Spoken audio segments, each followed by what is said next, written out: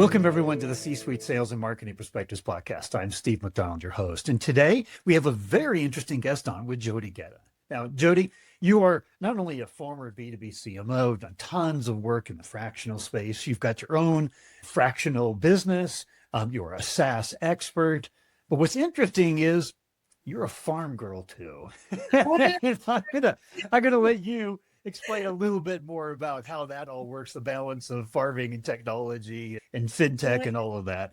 But if you wouldn't mind, just explaining a little bit more about your background. And then we're going to get into the topic today, which is the immersive human in the loop strategy and why that's important. Yeah, really excited. Well, it's such a joy always to spend time with you, Steve, as well. And certainly have some interesting conversation today, which I'm really excited about. But yeah, just to add some context as to why I'm here today and what we'll be talking about. I'm a marketer strategist for aging myself 20 years now. However, started my career back home in Australia. I'm an expat in marketing and strategy, but actually worked in the retail sector for luxury and prestige brands. So did a lot of early days with market planning, market research, when retail stores were still a big thing, really supported retail outlets on identifying new markets, emerging markets. And then that certainly evolved into, planning and strategy as well. So very much in the numbers, in the data, very much always focus in on the audience.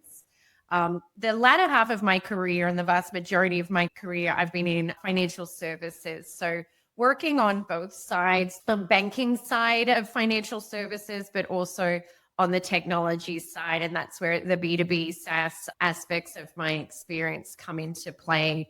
But yes, I am, as you say, a farm girl now. Very reluctantly at first, but now it is very much a part of my DNA now.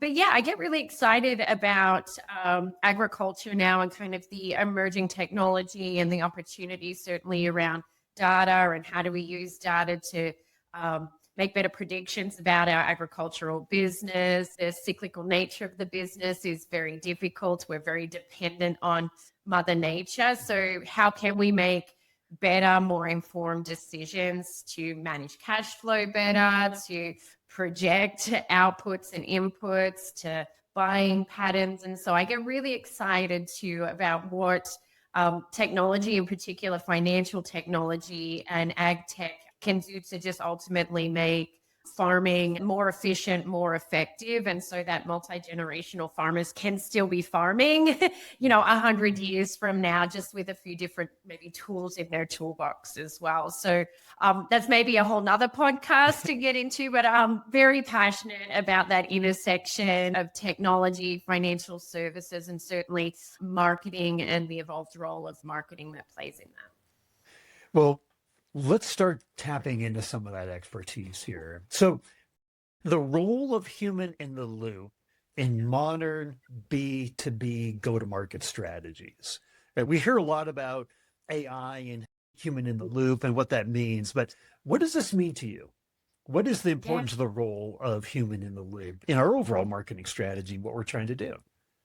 Yeah, great question. And I'm so glad that you kind of referenced AI. I think with the emphasis around generative AI the last couple of years and how much more democratized and accessible that is to the general consumer, you're just hearing this human in the loop vernacular more and more. And it's really kind of limiting, in my opinion, on what that means, because a lot of the times it's in context of AI, it's either validating the data or that you're the procurement individual of prompt engineering and you're the one that's putting the inputs to get the right outputs there. And that's kind of the interaction with the technology, and it's very limited and very narrowed in focus. And what I'm really trying to focus on, particularly in the B2B SaaS space and technology space, is that the marketing function and the role marketing plays across the entire product, sales, delivery, marketing, implementation journey is that there's human touch points along the entire way there. And when you think about research and development, this isn't just a technology function that sits with product. there's a human in the loop. When we think about messaging and branding, it isn't just a marketer sitting siloed at their desk copywriting.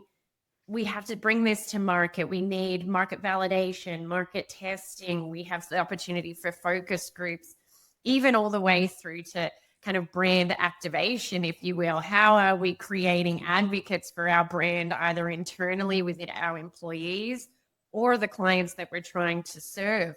Human in the loop. And so as we think about the expansive nature of the marketing functions now, which is very technology forward data, and that's a good thing. And CMOs of today and for the future need to be technologists to be very good at their job. But we don't want to neglect the who are we doing the work for, right? And it's very easy, I think, for marketers to overcorrect and maybe overinvest their resources and thinking to just be really focused in on the tools and the technology versus, again, the human in the loop, the people that we're doing the work for. Well, what's interesting too is we have more data than we have ever had, and it's going to only keep increasing, right? So it's easy to sit back and hide behind the data because it's coming to us, right? And we can spend all kinds of time analyzing, making decisions from it. And it's important, like you said, we have to do that. The hard part is what you're talking about. The human in the loop doesn't just automatically come to us, right? We don't have the data feed of the human in the loop. Those are one-on-one conversation. Those are personal, those intimate, right? And we all have about 150% of what we are trying to get done in a day than we actually have time to do in a day.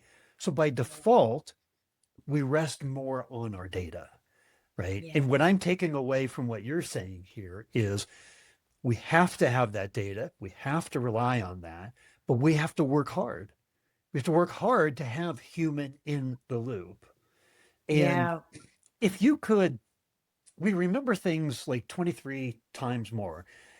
This is a Harvard Business Review study. When we hear things in the form of a story, do you have a story where human in the loop, a conversation you had with a customer or came through your feedback loops, however you get the consumer or the voice of the customer coming in, that human in the loop, how that made a difference that data could never tell? Yeah, that's a great question. You're spot on. So I think one example, and I think another point I want to kind of make too is with the amount of data that is available to us and the amount of also capital investments that a lot of organizations are making in technology and to be able to mine data and gather insights even more efficiently and effectively, there's been this, kind of imbalance, I think, sometimes too, where efficiency and speed become more and more important for the CEO or the CFO. Like, how are we accelerating, pipeline velocity? Right. How are we accelerating go to market with certain things as well? And the challenge with that too is, again, that balance of how are we leveraging the data to make more informed decisions and validate our thinking and thesis, etc. But it takes away the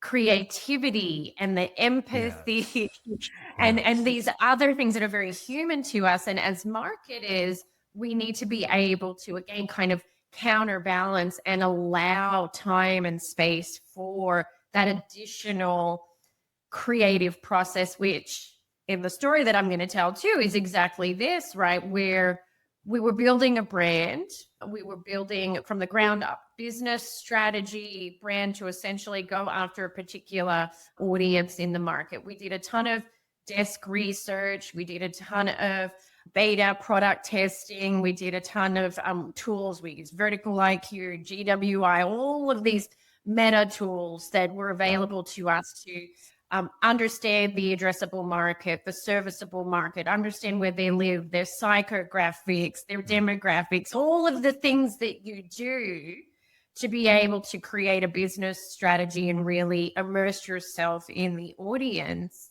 And with all of that data, we started to conceptualize a brand and a brand positioning and messaging pillars that we believed would resonate with this particular audience. The challenge with the audiences that we were trying to serve is they were for all walks of life. Just because they were police officers or firemen doesn't mean they were all 20 to 25 white men or, like big complex human beings that had all of these different emotional drivers behind their purchasing decisions. So we actually took this entire brand that we thought was pretty, badass and sophisticated, and we spent months and months using data to inform that. And we actually put it in front of firemen, first responders, police officers to really hear firsthand, does this make sense to you? Are we speaking your language? Are we showing up in an authentic way that drives an emotional connection to your community, not just a kind of a transactional one, particularly in the financial services space as well? And so this was a really great moment in time in our development journey to really kind of, again, are we putting the human at the center of all we're doing? Or are we making decisions based on ego, what looks good, feels good to us? And it really pressure tested and validated some things that, we needed validating from, and really built confidence. It allowed us to make some corrections before further investing or going down a path in regards to even basic things that are easy to overlook, like photography, imagery of these people. Is it the right vehicles that they drive? Isn't this actually how they wear their uniforms? Like the things that it's so easy for us to overlook, but the human in the loop, the people that we're really trying to do the work for, it's important to them, right? And then from a client perspective, the people I was serving allowed us to de-risk investments, right? So now they're making these huge investments. They're taking this huge financial risk for their business. Now we're coming to the table going, hey, we've actually validated, we've made adjustments. We actually have some pretty significant use cases that we can go to market with.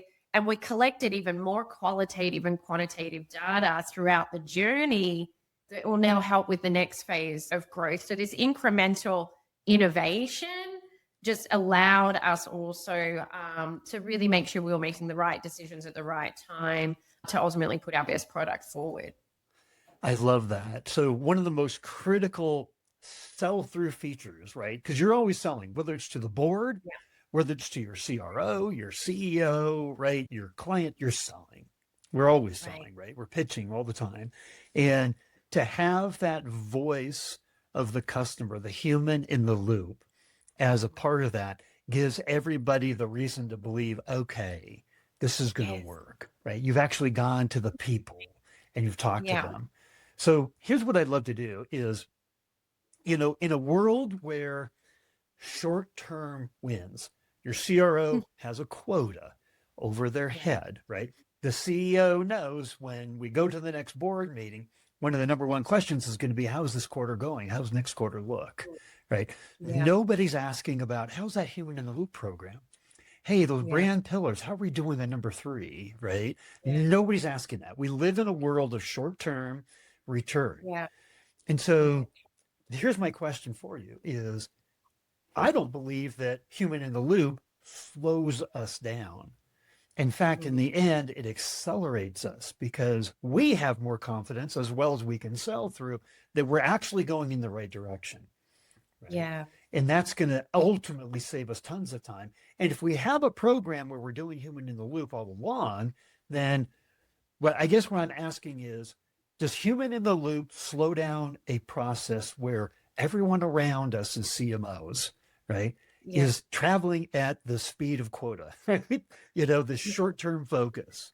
Yeah, it almost feels like counterintuitive, but I say to my team, and I agree with you 100%, sometimes we need to slow down to speed up, right? And so what may feel counterintuitive that we're slowing down, it is actually to accelerate, right? And I think even a great example is with your CRO and with your sales team. ABM or account-based marketing tends to be a pretty successful, when done right, strategy for Yep. B2B marketers. But what do you need to do to make ABM successful? You need absolute CRO buy-in and alignment. And you need to integrate your sales, your BDRs, your human in the loop from the sales point of view. You need to have them deeply integrated into your ABM process. Yes. Where do we need to slow down? We need to market the marketing to our CRO and our sales team. We need to campaign the strategy with them. So they're bought in, they're enabled, they're trained. So then we can activate the strategy efficiently and effectively to ultimately get the results that we're looking for. Again, it's a human in the loop. What happens is marketers have the strategy, there's the pressure to get it into market and get it into flight, get it into the field, but they haven't done the campaigning, they haven't done the enablement aspect. So now we go to market because speed is what is important, but now execution falls short. And then you don't get the results that you're looking for, right? And I think that's a really perfect B2B example of human in the loop. And we've got to start marketing the marketing before it even gets out into the field.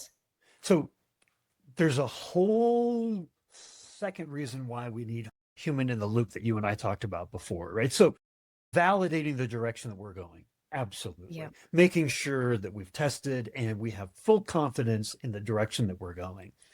The second is that as B2B organizations, especially in an ABM focus, right, where the one-on-one relationship with our prospects that we're talking to is so important.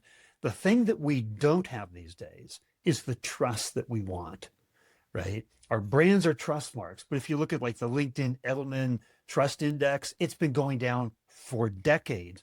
And in fact, the last one that came out said that over 32,000 respondents across the world said that 61% of those respondents were worried. They were worried that business leaders were intentionally misleading them. Intentionally misleading them, right?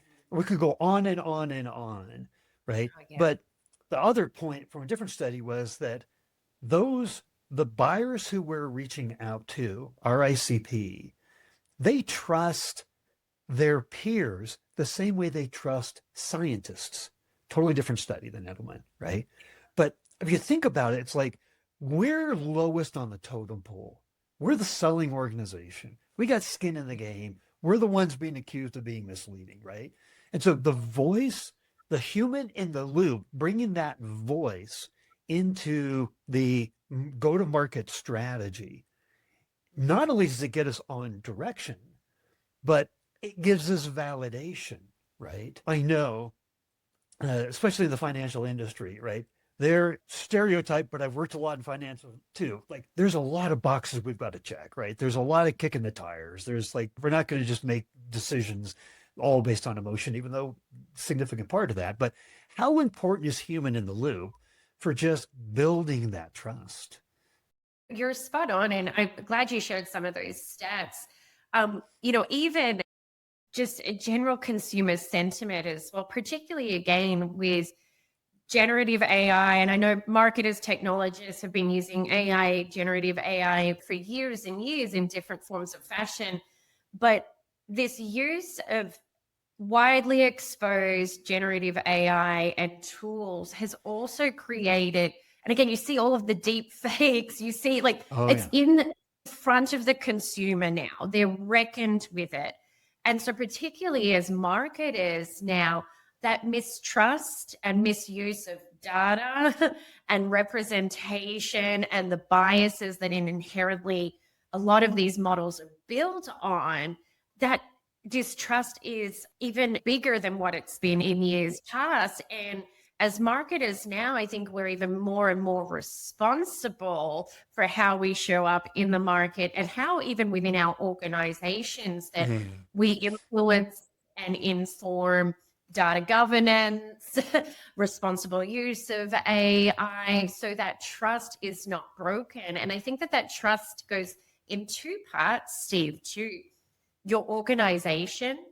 Are we building trustworthy programs that are ethical, that our employees get behind, and that they understand, and that they're also participating in ethical and responsible use of data, privacy, confidentiality, but also, again, how they're using approved tools, etc., to be able to serve their customers and build that trust and connection with it. But then also that transparency with the clients that we're trying to serve as well. Is the use of these tools, data, readily available, accessible, transparent, explainable? AI you use as well. Like, this image was generated using AI. This FAQ was using, like, that level of transparency is a way for us to do that. But 100%, you're so spot on.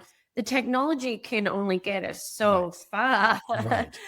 What is the other parts of the journey? And I think that it's opportune time for organizations to take a step back and almost remap that buying and customer journey. Now that they've introduced so many more tools, do you really understand where all of those touch points are across that journey? And do you understand where that trust could be fractured along the journey as well? And then how are you either putting the human in the loop throughout the journey to rebuild, mitigate the risk, etc., so that does not happen, so you do not break that trust? And I think a great example too is on the small business side, and again, financial technology, digitization of the customer experience has become more and more relevant within financial services. But there's massive growth numbers in small business ownership, solopreneurs, entrepreneurs entering the market, particularly that was accelerated through COVID and post-COVID with remote work as well. But the reality is too, opening up a small business account is actually pretty stringent. Understanding ownership, and do I have an EIN or do I not need an EIN? There's a lot of tax requirements there. And what we found out too, that we were actually delivering pretty crappy onboarding customer experience journeys because there was a lack of knowledge and education. And so kind of two parts, we were losing people before they even really entered the funnel. And then we were doing a disservice to the people we were trying to serve, small business owners of America. We made it hard for them to make money, get access to capital. And so we introduced a human in the loop. Yes, it's primarily a digital onboarding, but now we do concierge human onboarding.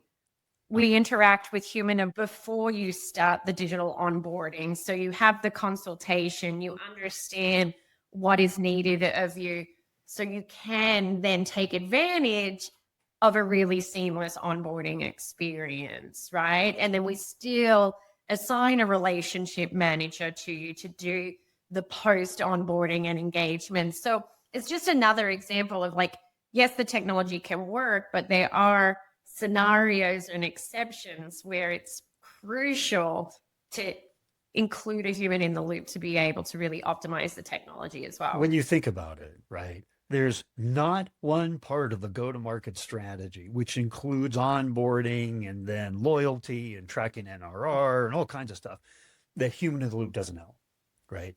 And we had a 3-time B2B CMO on the podcast about a year ago, and she said, Steve, everything that we do where the voice of the customer leads ours, it performs better. Everything that we do. And one of the things I was thinking about, how you put human in the loop to affect the customer experience and onboarding. Poor customer experiences put $3.7 trillion in play. I don't know if you've seen that study. It came out from just over a year ago, I think, from Qualtrics. And it's just unbelievable, right? And the impact of just putting the human there onto the conversion and that onboarding process and how important that is. Yes. Now, you brought up something else Yeah. about 4 or 5 minutes ago that I wanted to ask you about because you talked about Yeah. internal relationships and human in the loop, Yeah. right? One of the biggest challenges today inside of the C-suite is the alignment internally, right? Mhm. And I've had personally come onto this podcast so many different CMOs that have come on, and they said two things. They said, one, I have imposter syndrome, right? And, I don't really feel like I have a seat at the table and I'm as good as the last set of leads that I've brought in, right? But I'm supposed to be Mhm. so pipeline focused and everything. Well, when you represent the voice of the customer, the human Yeah. in the loop, that's the highest voice of authority in the business. Yeah. And Yeah. in a B2B organization, guess what? Very, very few of us have chief customer officers. There's nobody that's Yeah. grabbing the mantle and saying, Yeah. hey, I'm going to represent the voice of the customer. I'm going to be Yeah. the human in the loop for this organization. I can help you in product development. I can help you in sales. I can help you in operations. I can help in Mhm. customer success.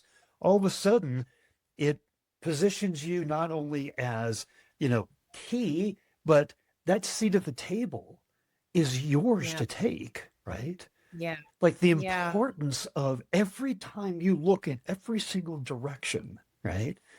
That human in the loop is so important. Yeah. Yeah. And I see so many good marketers uh, get this like tunnel vision around a seat at the table, right? You see it at every Yeah. conference, Yeah. how to earn a seat at the table, Yeah. how to turn your marketing team from a tactical execution team to a strategic Right. team. There's a ton of narrative around it. And I think marketers, we tend to get this tunnel vision. We get so focused on the seat at the table that we really neglect how to earn the seat at Right. the table and Right. really pay attention to where the opportunity is. And Yep. you're spot on, Steve. The marketer of today sits at this beautiful intersection of the voice of the customer, sales, product, technology, Yeah. even like in culture and human resources and executive management and chief of staff. Like we touch all aspects of the business, but are we maximizing the opportunity that all of those parts of the business come to us? We have access to the data. Are we bringing data forward that says XYZ about the customer, product utilization, adoption rates? Are we uncovering new opportunities? And more importantly, are we coming then to the executive team with an Right. idea? Right. Are you, and a great one that I stole, and I will give Kat Cole credit for this. She used to be the CMO of the pretzel company that was in every mall in America. I forget it. But Kat Cole, a great marketing executive. She did the most incredible, like simple thing, but incredible way of putting the human in the loop to drive marketing, sales, and service strategies. She put a clipboard at every store, and all it was what made your job hard today? Oh, And everyone worked and they just kept tabulating stuff that made their job hard. What were all of the friction points? I did exactly the same thing at the bank that I worked for, and it uncovered so much opportunity and some of it so basic. Like, why do we even do that process that we had in place for 30 years? Oh, you uncovered training issues, cultural issues, process issues. And these are all things affecting the customer. right. Right. So it's something so simple, but human in the loop, reaching out, getting that feedback, and then bringing that up. Yeah. Hey, Chief Banking Officer. Hey, CEO, CRO.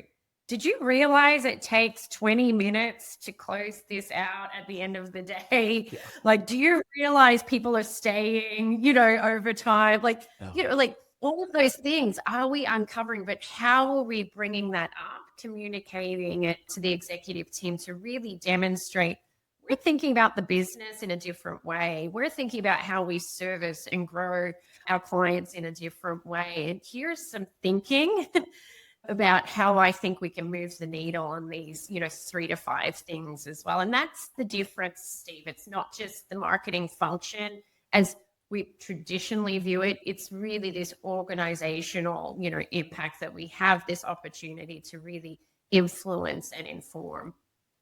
Well, here's what I have to say. I wish we could go on another couple hours because I'm loving this. But we've covered so much territory.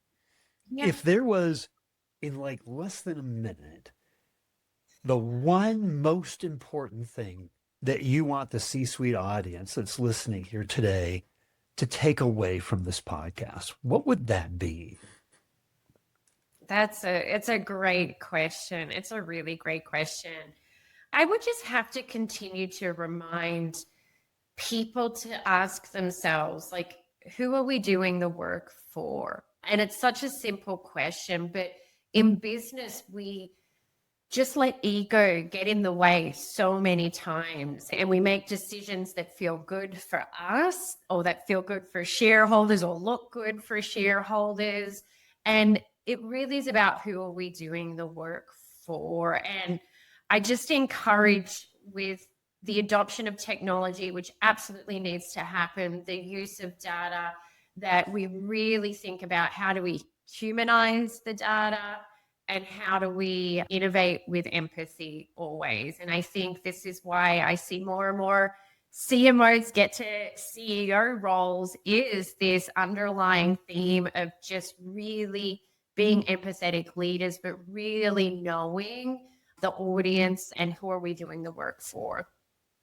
Well, I love it. Thank you. The mission behind this podcast is to bring all kinds of different perspectives and insights and our experiences together so we can all share and we can all learn and we can all think, this really makes sense. I need to be incorporating some of this. And it's like the rising tide that lifts all boats, right? And I think you were a really important part of that rising tide today. So I just wanted to say thank you.